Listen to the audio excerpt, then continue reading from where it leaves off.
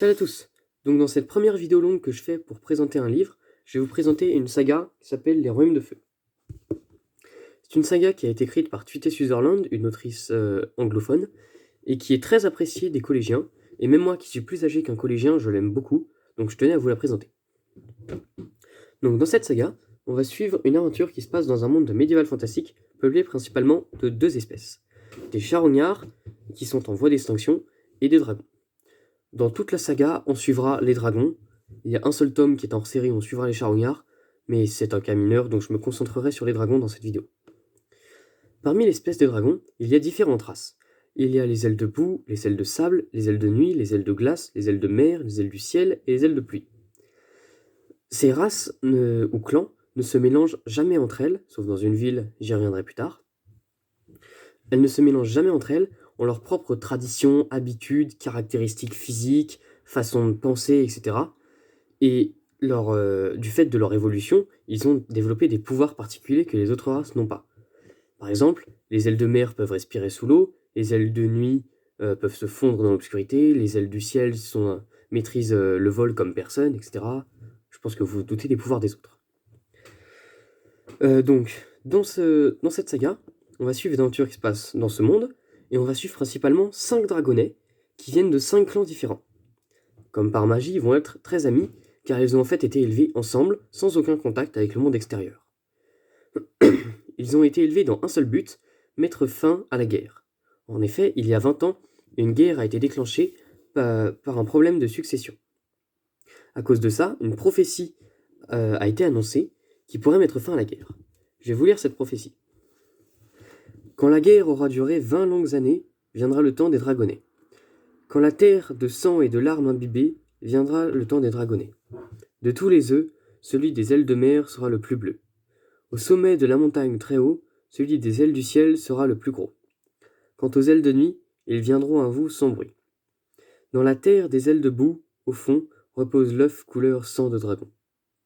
Enfin, caché à l'abri des reines rivales, se trouve l'œuf des ailes de sable.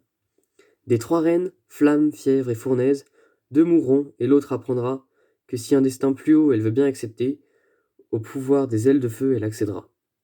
5 œufs écloront par la nuit la plus claire. 5 dragons nés pour mettre fin à la guerre.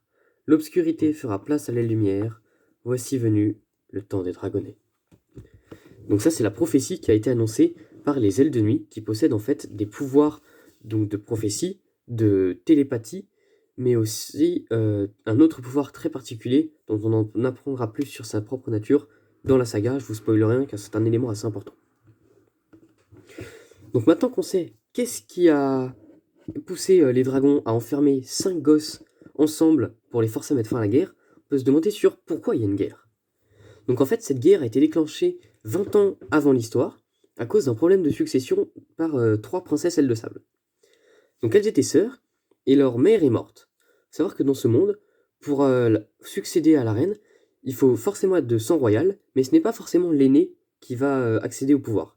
C'est en fait un duel entre la mère et une des filles, forcément une fille, les mâles ne peuvent pas avoir de pouvoir dans cette saga, ce sont que des sociétés matriarcales. Donc un duel va avoir lieu entre la mère et une des filles, et si la mère gagne, ben tant pis pour la fille, elle est morte. Si la fille gagne, tant pis pour la mère, elle est morte, et la fille va accéder au pouvoir. Et ses autres sœurs pourront à leur tour la défier, etc. Sauf que là, la reine est morte avant qu'une de ses filles ne la défie.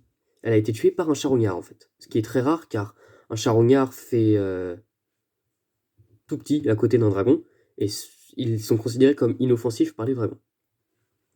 Mais là, la reine a été tuée par un charognard avant qu'une de ses filles la défie, ce qui produit un problème de succession.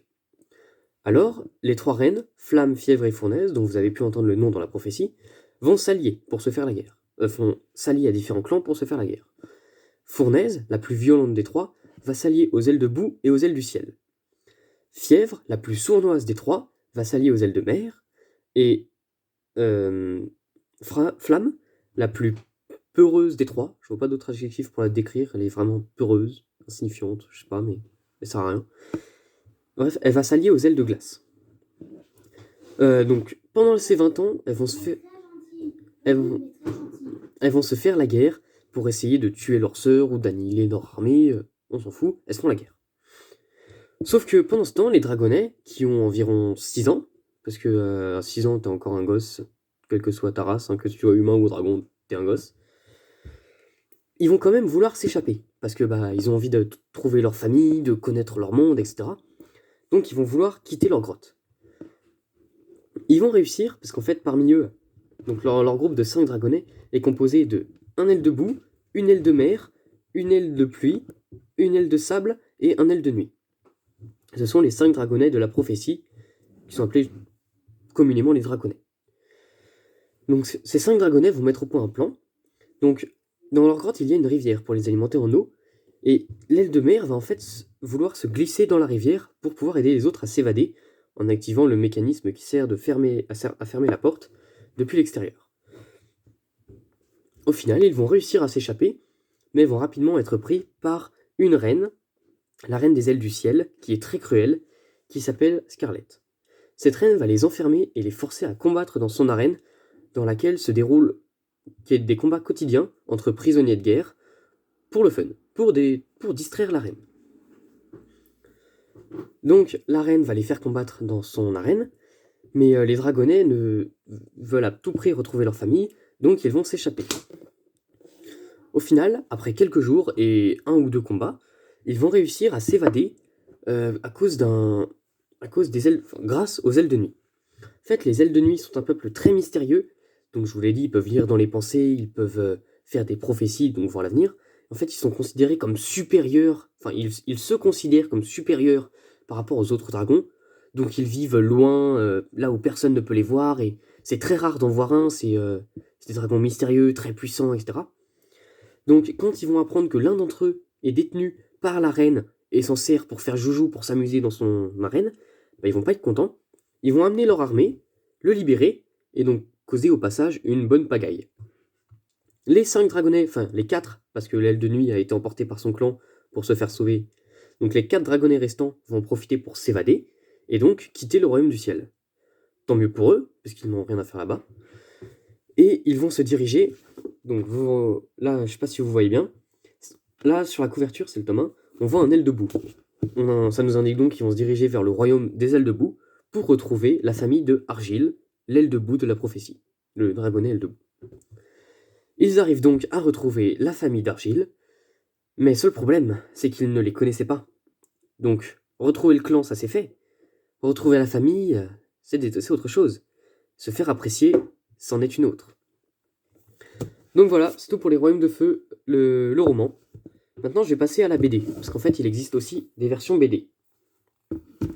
Alors, vous pouvez remarquer que le graphisme est très différent sur les deux formats, mais c'est pas important, on se met rapidement dans le bain.